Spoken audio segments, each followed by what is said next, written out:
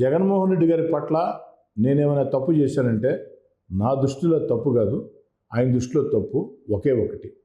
ఏమిటంటే అమరావతి ప్రజలు, అమరావతి ఉద్యమకారులు అంతకుముందు ప్రభుత్వంలో అమరావతి రాష్ట్ర రాజధాని అంటే త్యాగాలు చేసిన ప్రజలు, జగన్మోహన్ రెడ్డి గారు ప్రతిపక్ష నేతగా అమరావతి ఏకైక రాజధాని గుర్తిస్తున్నానని చెప్పి అసెంబ్లీ సాక్షిగా చంద్రబాబు నాయుడు గారి నిర్ణయాన్ని గుర్తిస్తానని చెప్పి ఆమోదిస్తున్నానని చెప్పి ఏకగ్రీవ తీర్మానం చేసి ఎన్నికల వేళ అమరావతి రాజధాని ఉంటుంది, నా ఇల్లు కూడా అమరావతిలో కట్టుకున్నా అని చెప్పిన వ్యక్తి ఎన్నికలు పూర్తయిన తర్వాత అమరావతిని 3 ముక్కలు చేసినప్పుడు వాళ్ళు ఈదుల్లోకి వస్తే నెల్లూరులో వాళ్ళు పాదయాత్రకు వెళుతూ ఉంటే నెల్లూరు రూరల్ నియోజకవర్గంలో భారీ వర్షాలతో వరదలతో ఇరుక్కున్నారు. నేను వరద ప్రాంతాల్లో పర్యటిస్తూ వీరుండే ప్రాంతానికి ముందు వెనక స్థానిక గ్రామాలు ఉంటాయి, మధ్యలో వీళ్ళు ఉంటారు. ఆ దారిని వెళుతూ వారిని చూడకుండా వారి దగ్గర ఆపకుండా వెళ్ళటం సభ్యతా సంస్కారం కాదని ఆగి పరామర్శించా. వారిని ఇక్కడ రాత్రి ఇంకా ఎక్కువ వరద వస్తుందమ్మా, మెయిన్ రోడ్డుకి రండి, మీకు కావాల్సిన ఏర్పాట్లు చేస్తామని చెప్పా. అంతమించి ఒక మాట నేను మాట్లాడాల. వాళ్ళు జై అమరావతి అంటే నాకంటే ముందు ఆ స్థానిక పెద్దలు మీరు అలా మాట్లాడొద్దు, ఆయన ఏదో మంచితనంగా వచ్చాడు, ఆయన ఇబ్బంది పెడితే ఎట్టంటే వాళ్ళకు కూడా చెప్పాను. అమరావతి మీద వైఎస్ఆర్ కాంగ్రెస్ పార్టీ శాసనసభ్యుడిగా పార్టీ నిర్ణయం నా నిర్ణయం అమ్మా, వ్యక్తిగత నిర్ణయాలకి రాజకీయ పార్టీలో అవకాశం ఉండదు, కానీ నేను మానవత్వంతో వచ్చానని చెప్పి అక్కడి నుంచి ఎక్కువ దూరం పెరుగుతూ వచ్చింది.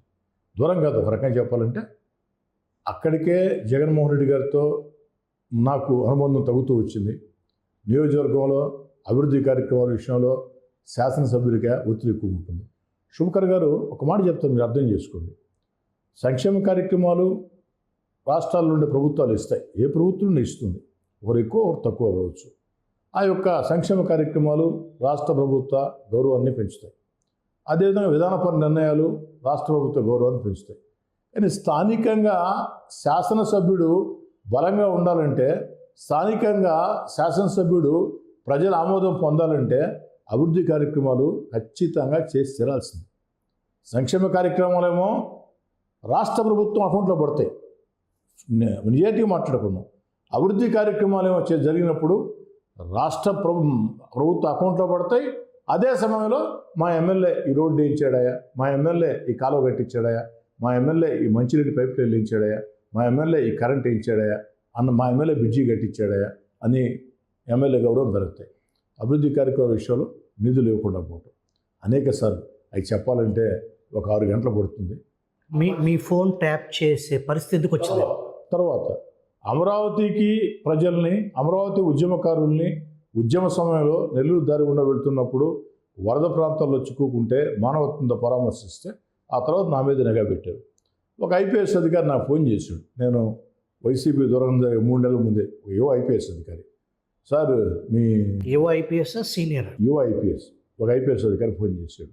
చేసి సార్ మీ ఫోను ట్యాపింగ్లో పెడుతున్నారంటే, భలే ఏంటండి నా ఫోన్ ఎందుకు ట్యాపింగ్లో పెడతారు, జగన్మోహన్ రెడ్డి గారి నేను విజయుడిని, మీరు అలా చెప్పొద్దని మాట్లాడాను. నేనేమనుకున్నానంటే ఈ ఐపీఎస్ అధికారి ఏదో పని మీద పోయినట్టున్నాడు సీఎం గారి దగ్గరికి, పని జరిగినట్లేదు, 2 రాళ్ళు వేస్తున్నాడు అనుకున్నాను.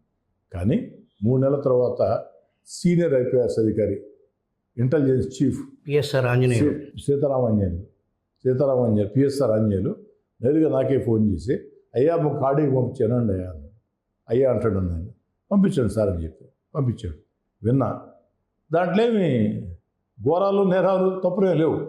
జిల్లా పరిషత్ సమావేశాల్లో, మంత్రుల సమావేశాల్లో, రాష్ట్ర శాసనసభలో, కార్యకర్తల సమావేశాల్లో, ప్రజల సమక్షంలో నేనేమైతే మాట్లాడానో, ఈ విధంగా రూరల్ నియోజకవర్గంలో ఇలాంటి సమస్యలు ఉన్నాయి, ఈ సమస్యల పరిష్కారం కోసం ముఖ్యమంత్రి గారిని కలిసాం, వారు సంతకం పెట్టారు, వారు సంతకం పెట్టినా కొంతమంది ఐఏఎస్ అధికారులు ఆమోదం తెలపటం లేదు, ముఖ్యమంత్రి గారి సంతకాలకి దిక్కు లేదు, ఏమిటి మాట్లాడిన మాట వాస్తవం, దానిదేమి భూతేం లేదు దాంట్లో.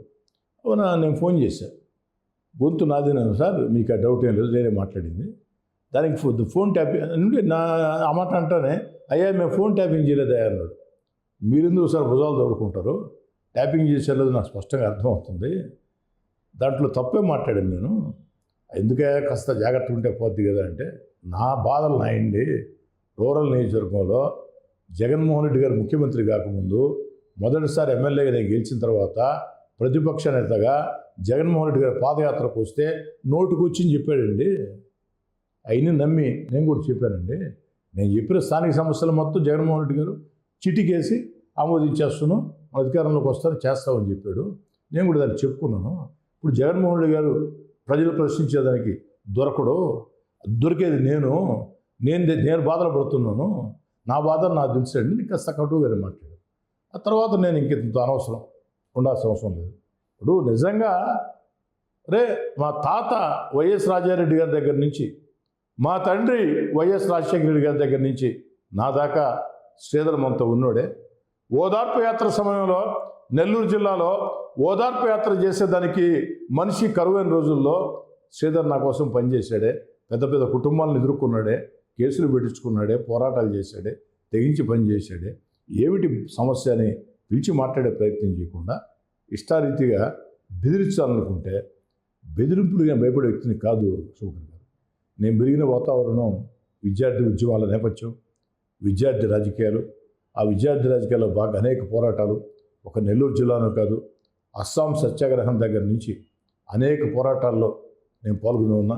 కాశ్మీర్లో ఉదంపూర్లో ఏదైతే కాశ్మీర్లో జాతీయ జెండా ఎగరేయాలని చెప్పని ఆ పోరాటాలు ఉదంపూర్ హాస్టల్ దగ్గర నుంచి అనేటిలో పాల్గొని ఉన్నా.